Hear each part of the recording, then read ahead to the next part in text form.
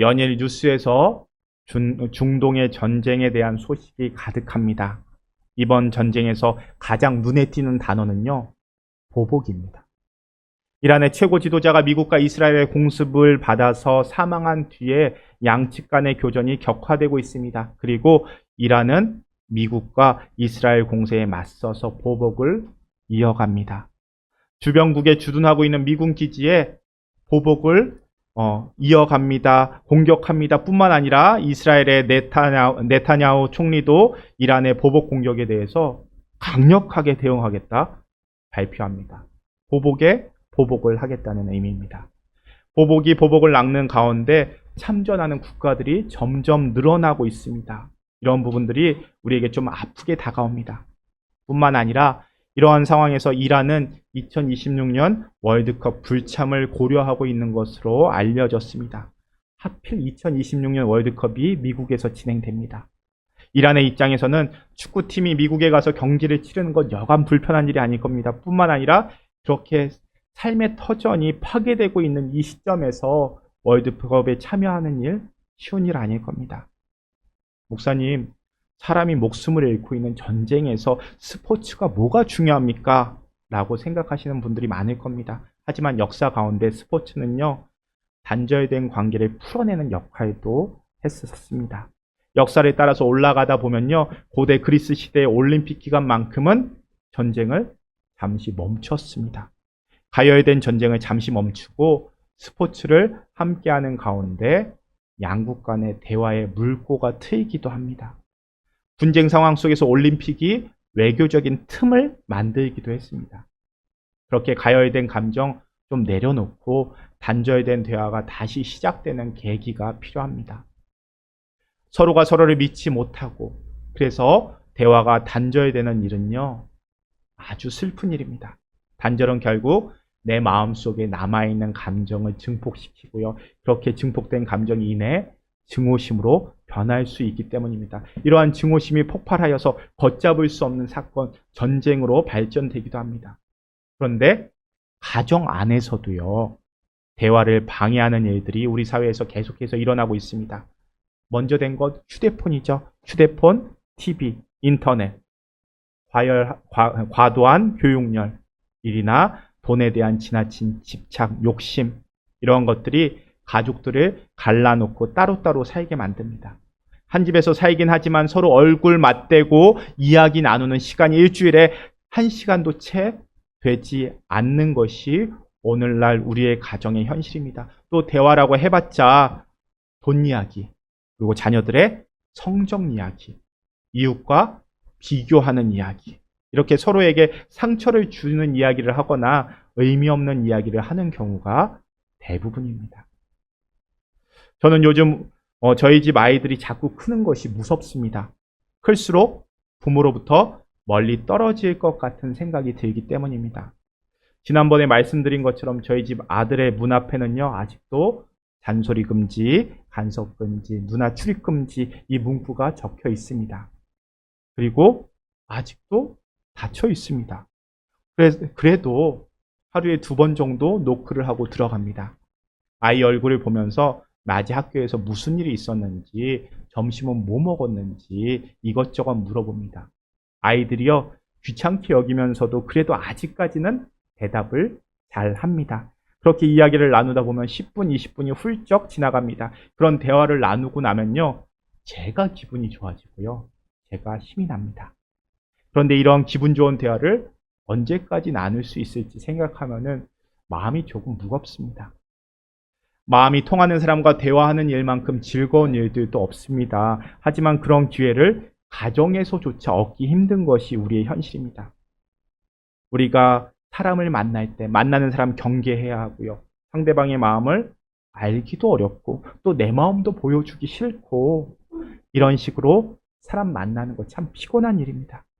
이것이 오늘날 현대인들의 목마름이라고 생각합니다. 서로 믿지 못해서, 서로 마음을 열지 못해서, 즐거운 대화 나누지 못해서 현대인들은 목이 타고 있습니다.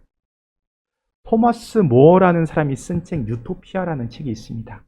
그 책에서는요, 천국을 어떻게 설명하냐면요, 어떤 불가능한 것이 실현되는 세상이 아니라 기적 같은 일이 일어나서 좋아지는 세상이 아니라 서로를 존중함으로써 일상적인 생활, 우리 범사가 아름답게 만들어지는 세상이라고 이야기합니다.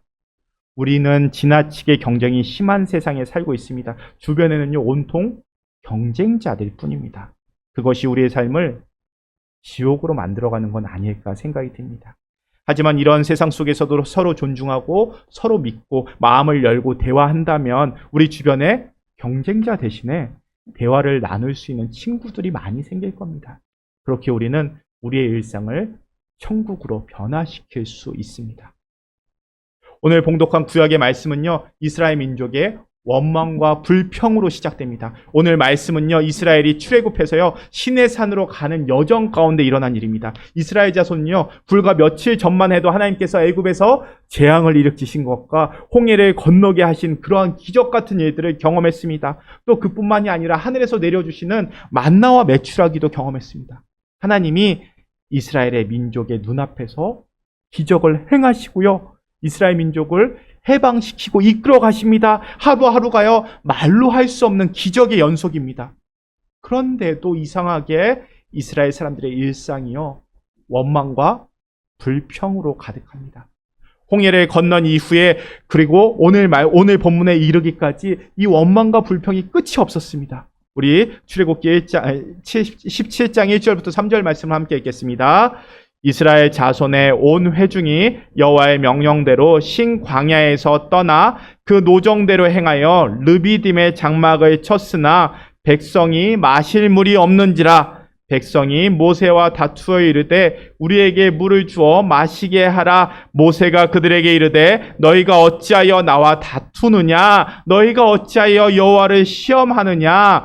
거기서 백성이 목이 말라 물을 찾음에 그들이 모세에게 대하여 원망하여 이르되 당신이 어찌하여 우리를 애굽에서 인도해 내어서 우리와 우리 자녀와 우리 가축이 목말라 죽게 하느냐? 이스라엘은요, 이렇게 원망과 불평을 늘어놓습니다. 불평의 원인이 무엇입니까? 먼저는 물이 없다는 겁니다. 물이 없으니 이스라엘이 모세에게 불평을 합니다. 모세에게 물 내놓으라고 항의합니다. 왜 애굽에서 우리를 이끌어내서 이 고생을 시키느냐 따집니다. 다시 애굽으로 돌아가서 차라리 노예 생활하는 게 낫다는 뜻입니다. 이것은요, 그들을 애굽에서 이끌어내신 하나님의 은혜를 저버리는 것이고요, 하나님의 뜻을 거역하는 일입니다. 자, 우리가 성지순례를 간다고 생각해 보십시오. 한참을 걷고 있는데 목이 마릅니다. 여러분, 목이 마르면 어떻게 하겠습니까? 목마르다고 무조건 원망하고 불평하지는 않을 겁니다. 목이 말라도 먼저는 좀 참을 겁니다. 같이 간 사람들 배려해서, 그리고 내 체면도 좀 챙기면서 참으시겠죠. 그렇게 목마름이 계속될 때 어떤 분이 참다가 이야기할 겁니다. 목사님, 그래도 가다가 가게가 나오면 좀 들렸다 갑시다. 점잖게 이야기할 겁니다. 간단하게 말해서요, 목이 마르다고 해서 모든 사람들이 다 원망하고 불평하는 건 아닙니다. 그러니까요, 원망과 불평은 의사 표현의 대화의 하나의 방식일 뿐입니다. 그런데 이스라엘 자손은요, 바로 그 원망과 불평이라는 대화 방식을 사용합니다. 계속해서 사용합니다. 하나님 앞에서, 모세 앞에서 원망과 불평을 내세웠습니다. 그런데 그런 방식은 결코 좋은 대화를 나눌 수 없습니다.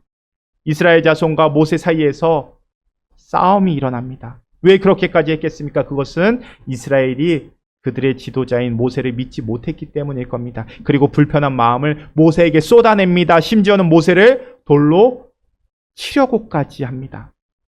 그런데 그런 불평과 원망은 그들을 애굽에서 이끌어낸 하나님의 은혜를 잊게 만듭니다.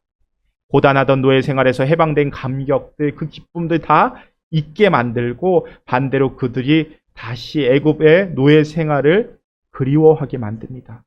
이것들이 다 단지 자신들이 목마르다는 것만 앞세우고 불평하고 원망하는 방식으로 모세를 만나고 하나님을 만났기 때문에 일어난 일입니다. 결국 하나님은 이스라엘에게 물을 주십니다. 하나님은요, 하나님 아니면 하실 수 없는 방법으로 돌에서 물이 솟아나오게 하십니다. 그런데 이스라엘이 화내지 않고 돌을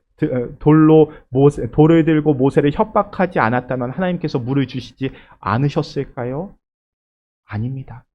하나님은 이끄시고 채워주시는 분입니다. 결국 이러한 이스라엘의 대화 방식 때문에, 원망과 불평을 앞세우는 대화 방식 때문에 이스라엘은 가나안에 빨리 들어가지 못하고 광야에서 40년 동안 방랑 생활을 하게 됩니다. 그것은 원망과 불평을 없애시려는 하나님의 훈련이었습니다. 뜻이었습니다. 하나님은요, 이스라엘과 즐겁게 만나고 싶어 하셨습니다. 하나님은 그들이 즐겁게 하나님의 말씀을 듣고 그것으로 즐겁게 응답하기를 원하셨습니다. 하나님은요, 우리를 자녀 삼으셨습니다. 그래서 하나님은요, 우리가 아버지인 하나님의 모습을 닮아가기를 원하셨습니다. 하나님이 원하시는 우리의 모습이요, 데살로니가 전서에 등장합니다. 우리 데살로니가 전서 5장 16절 18절 말씀을 함께 읽겠습니다.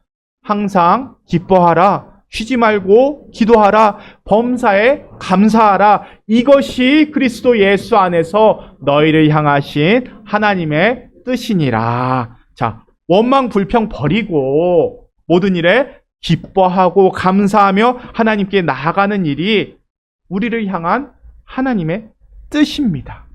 하나님은요, 우리가 기뻐하고 기도를 통해서 하나님과 대화하고 그렇게 하나님이 주시는 은혜를 바라보며 감사하기를 원하십니다. 기뻐하고 기도하고 감사하는 일, 그것이 예수님 안에서 우리를 향하신 하나님의 뜻입니다.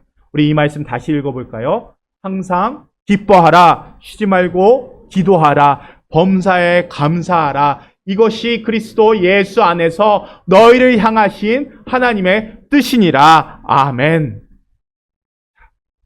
이렇게 오늘 봉독한 구약의 말씀을 넘어서 신약의 말씀을 보면요, 또 한 여인이 원망과 불평으로 나아갔지만 그 원망과 불평에서 벗어나서 기쁨과 감사를 회복하는 과정을 잘 묘사하고 있습니다. 오늘 신약의 말씀 요한복음 4장 3절부터 6절 말씀을 함께 읽겠습니다.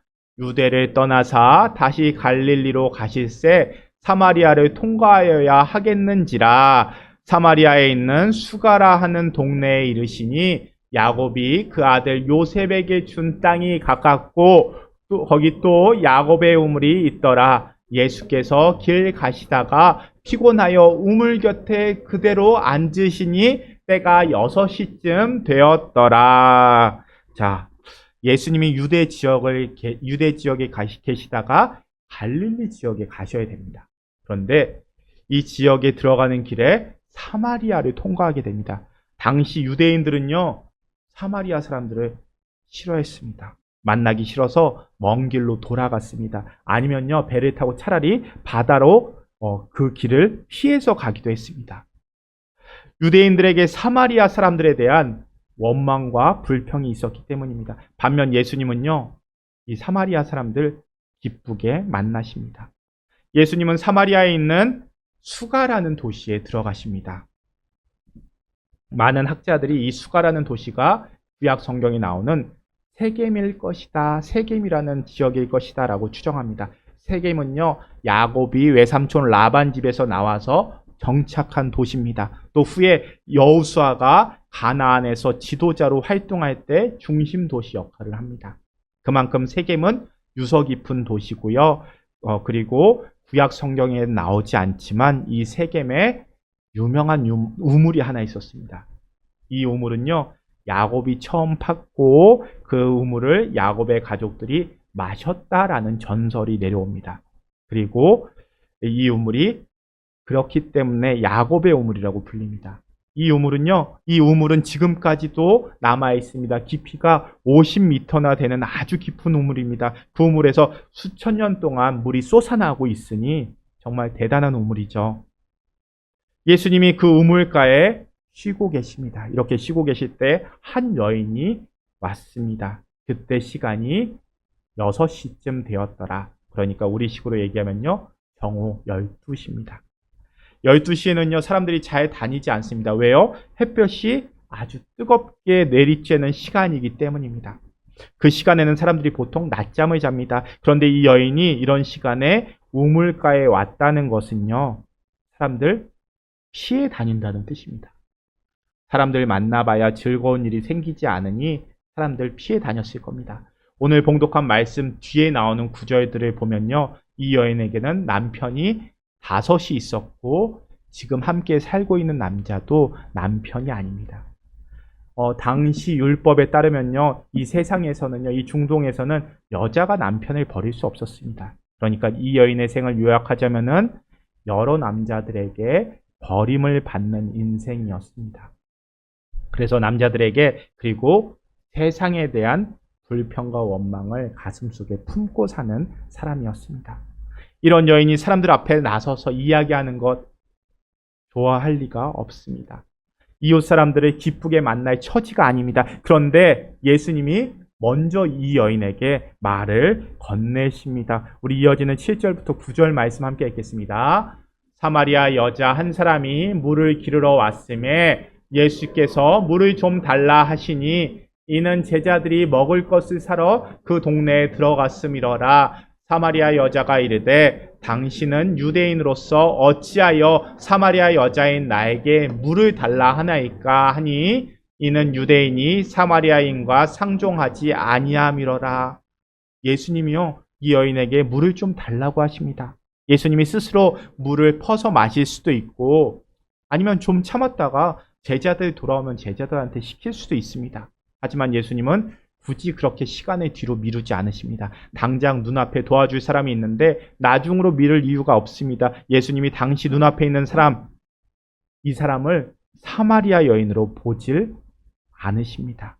당시 유대인들은요, 사마리아 사람들을 무시하는 것에서 그치는 것이 아니라 혐오해 왔습니다. 뿐만 아니라 남자들과 여자들이 대낮에 공개적인 장소에서 대화를 하는 것 아주 드문 일입니다. 남녀 간의 차별이 심한 세상이었기 때문입니다.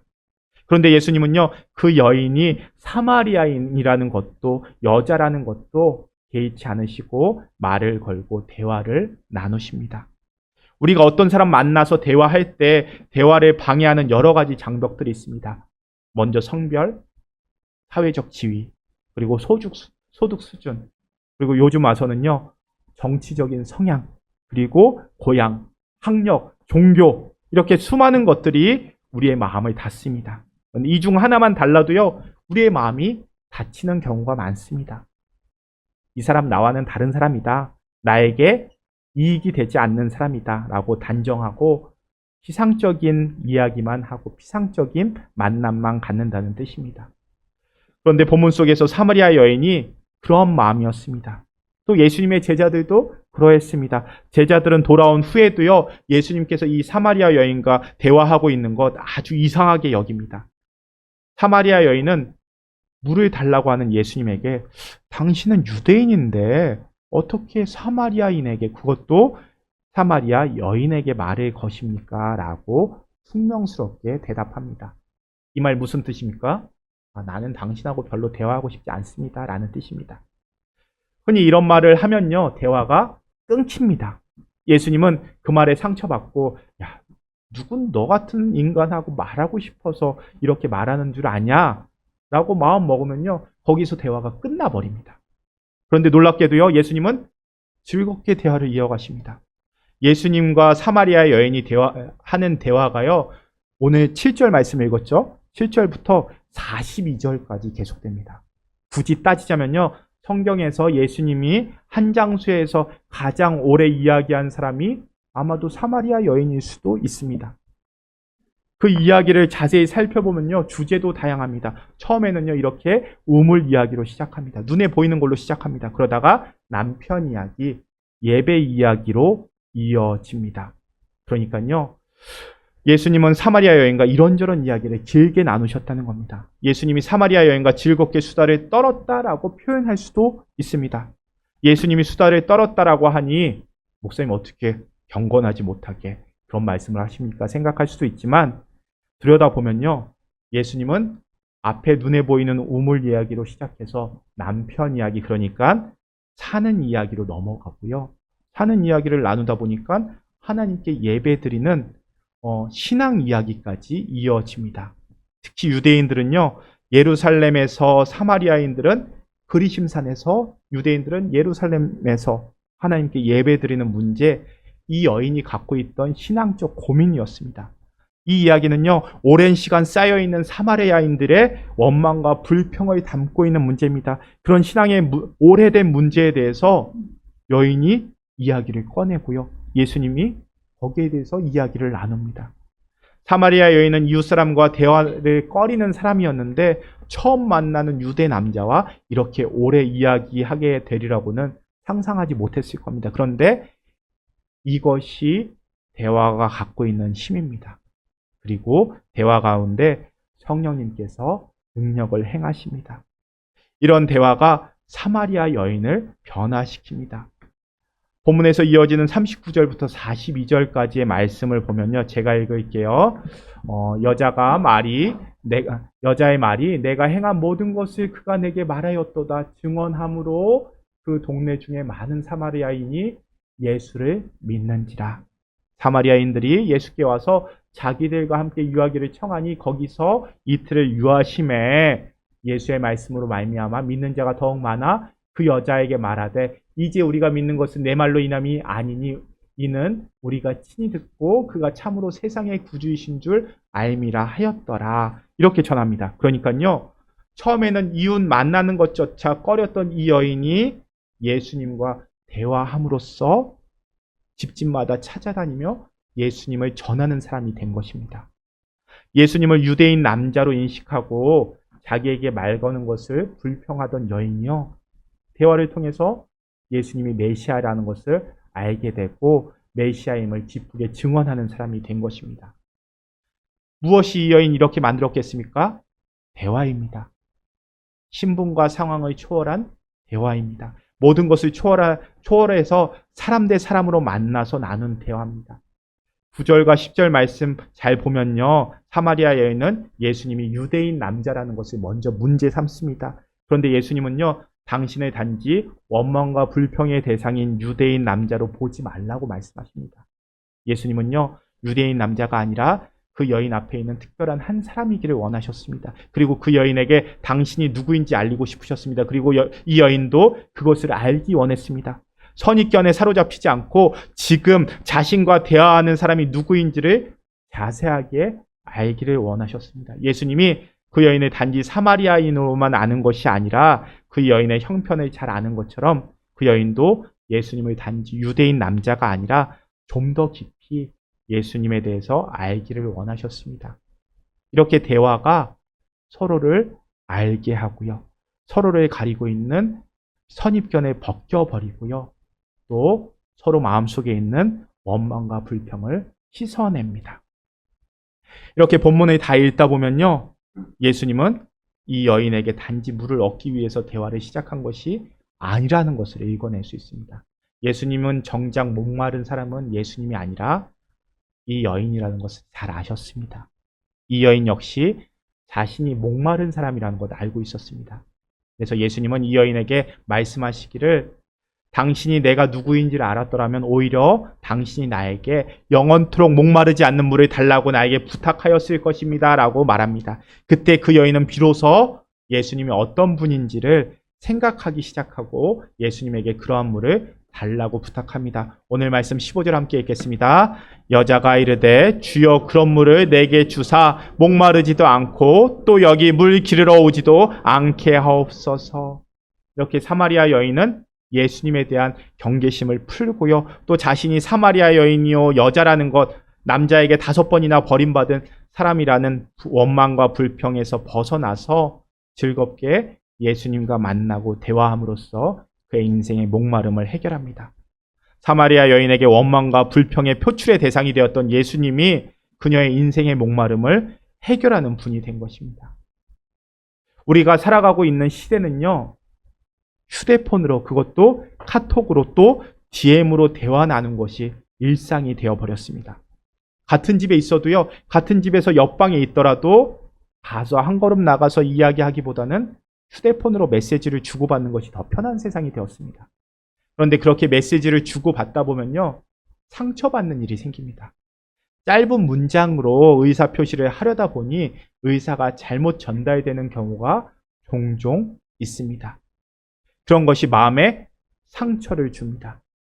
특히요, 메시지를 보냈는데 상대방이 읽지를 않는다. 상처가 됩니다. 또 읽더라도 일은 분명히 없어졌는데 답이 없을 때 큰 상처 받습니다. 그럴 경우에 전화라도 해서 왜 그러는지 묻고 오해가 있다면 오해를 풀어버리면 좋은데, 그렇게 하기보다는 우리 어떻게 합니까? 마음에 차곡차곡 담아둡니다. 그리고 그런 차곡차곡 담아둔 마음이요, 결국 원망과 불평이 되어서 튀어나옵니다. 그런데 이러한 문제는 사실 답장을 보내지 않는 상대방의 문제가 아니라 그에 대한 원망과 불평으로 응대하는 나 자신의 문제라는 것을 돌아볼 수 있어야 합니다. 그러니까 원망과 불평의 근원은 자신이 사랑받고 있지 못하다라는 생각입니다. 자신이 사랑받는 존재라는 사실을 잊어버림으로써 원망과 불평이 표출되는 것입니다. 사마리아 여인 역시 남자들에게 버림받은 경험, 그리고 유대인들에게 무시당한 경험 때문에, 그리고 자신은 사랑받는 존재라는 사실을 결국은 잊어버리게 됩니다. 그리고 그러한 마음이 예수님을 경계하는 것으로 드러납니다. 이러한 원망과 불평은요, 결국 왜곡이 됩니다. 원망과 불평은 우리의 인생의 목마름을 엉뚱한 곳에서 해소하게 만듭니다. 사람에 대한 경계와 적개심을 품게 하고 자신과 세상을 망치게 만듭니다. 사마리아 여인은 자신에게 다가온 예수님을 통해서 자신이 관심과 사랑의 대상이 된다는 사실을 깨닫게 됩니다. 마음을 열고 예수님의 말씀에 귀를 기울이며 예수님을 영접했을 때 그의 인생을 영원히 목마르게 하지 않는 생수, 살아있는 물을 얻게 됩니다. 하나님은요, 우리를 사랑하십니다. 우리는 하나님의 사랑을 받는 존재입니다. 하나님이 우리를 사랑하시기에 우리가 이 땅에서 태어났고 지금도 살아갑니다. 하나님이 이처럼 세상을 사랑하사 독생자 예수님을 우리에게 보내주셨습니다. 우리에게 오신 예수님은 바로 이러한 사실을 우리에게 일깨워 주시기 위해서 당시 세상에서 경계의 대상, 증오의 대상이 되었던 사람들이 찾아가셨고요. 그들과 즐겁게 대화하셨고요. 그들과 함께 먹으며 잔치를 벌이셨습니다. 그 예수님이 오늘 우리에게도, 나에게도 찾아오셔서 나와 대화하기를 원하십니다. 우리 인생의 목마름을 예수님과 즐겁게 대화하면서 해소할 수 있기를 원합니다. 그리고 목사로서 권면드리기는요, 기도의 자리로 나오십시오. 수요 기도의, 금요 기도의 자리에 나오십시오. 압니다. 여러분들 바쁘신 거 압니다. 그래도 금요 기도에 부담 갖고 나오실 수 있지 않습니까? 목사님, 저는 온라인으로 참여합니다. 아니요. 이 자리에 나오셔서 하나님 만나고 대화하십시오. 하나님께 집중해서 대화하십시오. 예수님 만나시고 사마리아 여인처럼 마음속에 쌓여있는 것, 원망, 불평 다 털어놓으십시오. 마음에 갖고 있는 것 계속해서 쌓아두면요, 병납니다. 금요 기도에 참여하셔서 말씀도 묵상하시고 무엇보다 기도하십시오. 그런 기도라는 형태의 대화 가운데 성령님께서 우리의 마음을 만져주실 것입니다. 영원히 목마르지 않는 살아있는 물을 얻게 되는 자리가 될 것입니다. 우리 사순절 기간 우리가 더욱 예수님께 나아가기 원합니다. 우리 안에 있는 의심과 원망과 불평 뒤로 하고 우리를 사랑하시는 예수님에게 우리 마음 열고 예수님을 통해서 하나님의 사랑을 확인하십시오. 또한 그러한 사랑으로 세상에 나아가서 원망과 불평 속에 살아가는 사람들 만나고 즐겁게 대화해서 그들에게 하나님의 사랑을 전하십시오. 하나님은 우리를 사랑하십니다. 하나님께서 우리를 영원히 목마르지 않는 사랑으로 채워주실 것입니다. 그 사랑 내 마음속에 담아서 내 마음이 회복되고 내 주변의 사람을 회복시킬 수 있는 저와 여러분들, 우리 제일교회가 될 수 있기를 축원합니다. 함께 기도하겠습니다. 하나님, 우리를 사랑하시는 주님, 인생의 목마름 때문에 엉뚱한 곳에서 방황하지 않게 하여 주옵소서. 우리의 목마름 때문에 다른 이들에게 상처 주지 않게 하여 주옵소서. 우리를 즐겁게 맞이하시는 주님께 나아가게 하여 주옵소서. 사랑으로 우리의 인생의 갈증을 해소하시는 주님을 영접하게 하여 주옵소서. 주님, 우리가 사랑하는 사람으로 이 세상을 살게 하여 주옵소서. 사랑받는 즐거움을 세상 가운데 전하는 우리가 되게 하여 주옵소서. 언제나 우리를 이끄시고 인도하시는 예수님의 이름으로 기도합니다. 아멘.